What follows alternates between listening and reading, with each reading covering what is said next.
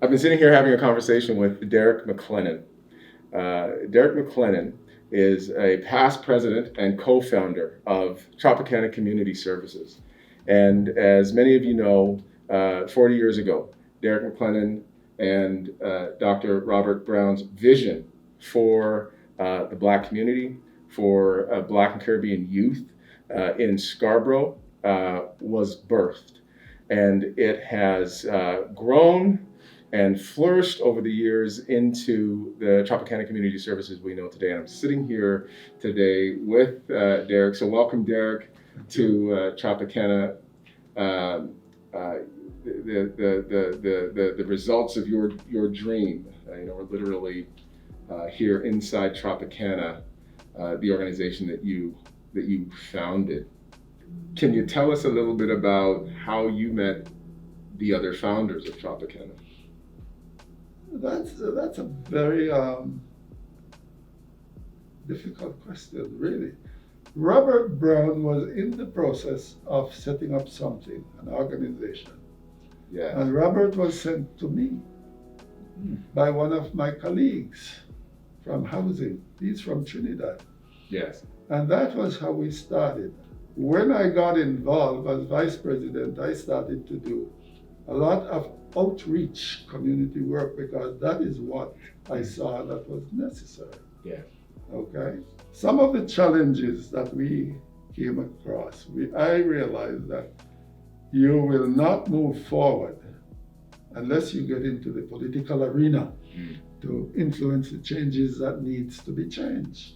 I'd love to hear more about that because as you dug into some of the historical documents of Tropicana, I saw that the United Way, you and the United Way, Tropicana and the United Way, became involved with one another very early. Yes, and that was one of the reasons why, because timing is very important as well. The sensitivity in the community in terms of United Way did not have a Black organization or a minority organization back then. Mm-hmm. The money was being distributed to the mainstream.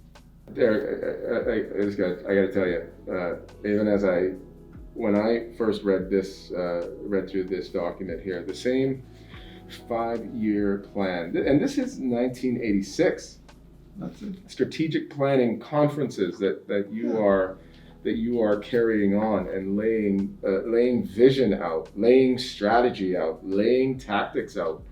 This is 1986 in a Black-led, Black-serving organization, and there was another document I saw where the United Way was involved. Oh, here we go. Here's another one here. This is 1985. So this is just before you came back.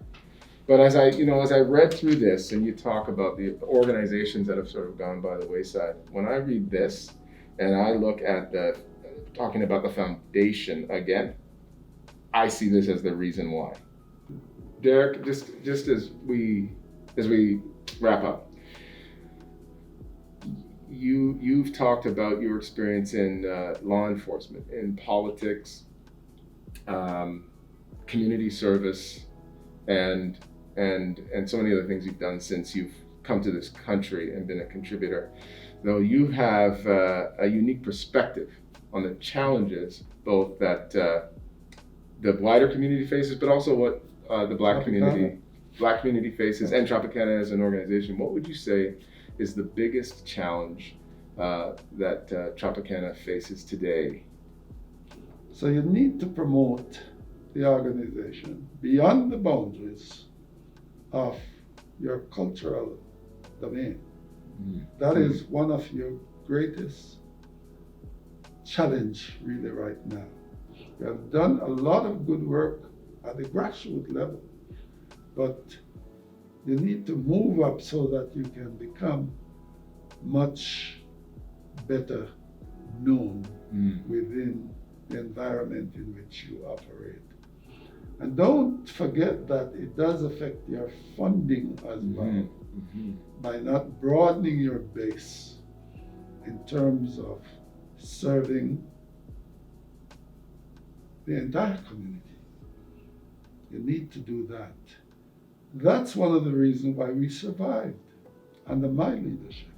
You're serving well and you're serving the needy, but you're doing it in the dark. I am saying get out in the light. Okay? That is one of the challenges that you face now. Derrick, thanks so much for coming today. Thanks for sharing the stories of the vision and the visionary work and foundation that you and Robert Brown laid down. It's been my pleasure to speak with you today and to host you here at the headquarters of the organization you and Robert founded so many years ago, but still continues to serve today. Thanks for the advice. Thanks for the lessons. You overcame so much. You overcame so much to lay this foundation, and our community and city are so much better off for it. So thank you for coming and talking with us today. You're very welcome. And one thing I would like to say, which is compliments to the community, the Black community. We have had several leaders that come after me, and each one has contributed to the growth of Tropicana with a different level, different contributor level. But the foundation and our vision is still alive. And very much so. That is extraordinary.